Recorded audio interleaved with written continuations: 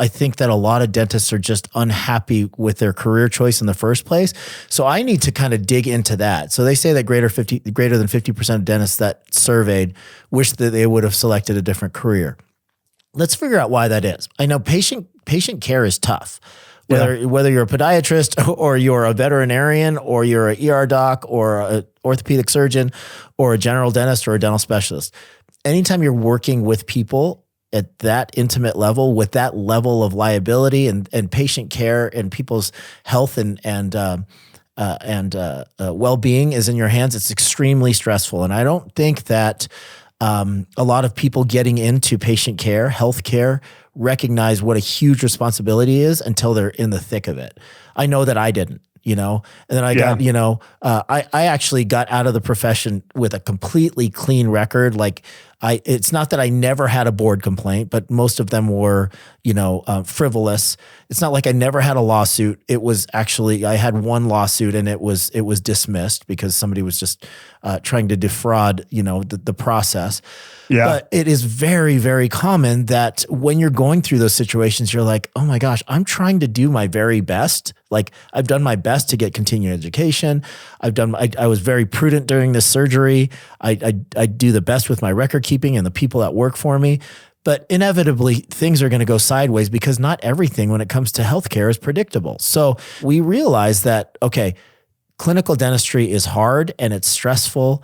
In addition to that, like now, nobody ever taught me how to run a dental business.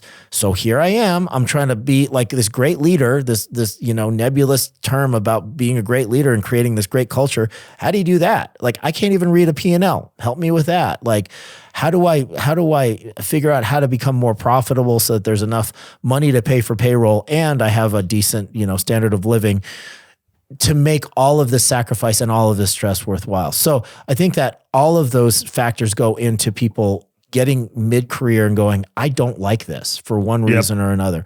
And I think that just becoming more sophisticated as far as understanding the flow of the business, being able to delegate and build kind of a practice that doesn't rely only on your skill set or only on your production. That's another way of decreasing burnout and stress. So I think there's a lot of things that we could do to decrease the dissatisfaction inside dentistry. But, when somebody comes to you and they're like, I'll pay you X million dollars for this thing, and you're at the height of frustration, everything starts to look better. Right? Totally. So I think that when you're looking at these types of situations, you have to look and see, okay, why does this look attractive to me right now? Why am I frustrated? Why am I unhappy with my career choice?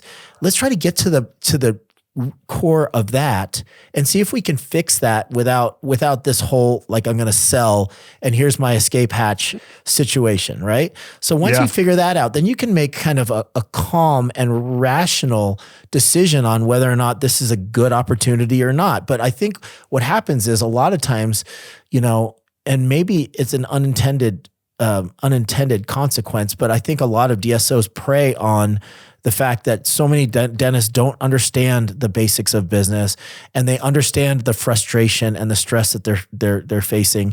And then when they dangle the carrot in front of their nose, everything starts to look good, right? So I think that first you have to be really, really cognizant of why you're unhappy and why this looks attractive to me in the first place. And then you can start looking at the pros and cons of it, right? Yep. So you and I were talking on our panel in Nicaragua about this and like the financial impact, right? So if you have a practice that's got $1 million in EBITDA and somebody's offering you a 6 times EBITDA, you're basically paying yourself for 6 years in advance, right? Yep. So if you have 6 years in the tank, why would you consider just getting prepaid for 6 years and being beholden to somebody else? Well, there's a lot of reasons why somebody might choose to do that. They might like really want to focus on something else in their life, a passion project. Maybe they have a really good, predictable way to utilize the windfall and they can invest it and they can get more passive income.